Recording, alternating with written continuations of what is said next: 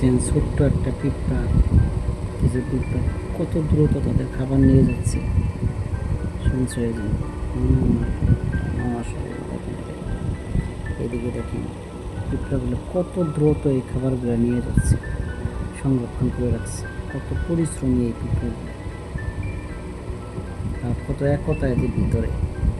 মানব জাতি যদি এরকম একতা থাকতে রাখছে, আমি কিছুক্ষণ আগে এই খাবারটা রাখছি, পিঁপড়াগুলো নিয়ে যাচ্ছে।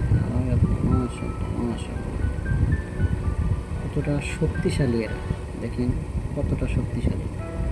যে খাবারটা আমি কিছুক্ষণ আগে এখানে রাখছি, নিয়ে যাচ্ছে। আল্লাহু আকবার।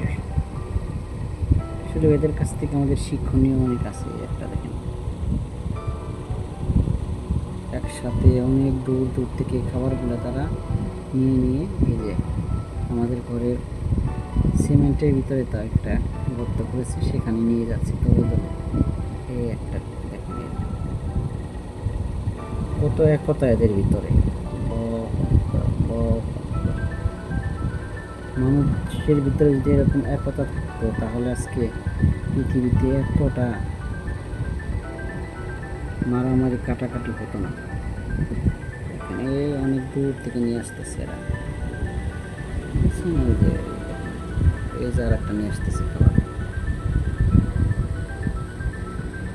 পিঁপড়া ছোট, কিন্তু এদের শক্তি কতটা দেখেন। কয়েকটা পিঁপড়া তাদের ওজনের বেশি ওয়েট তারা নিয়ে আসতেছে একের পর এক এইভাবে।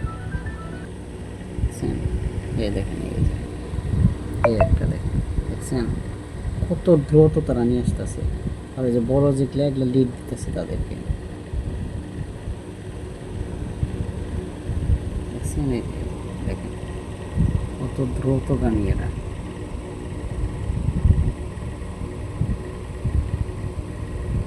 তাদের খাদ্য গুদামে এগুলা জমা করবে, দেখছেন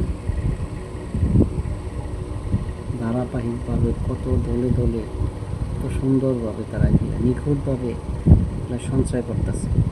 দেখেন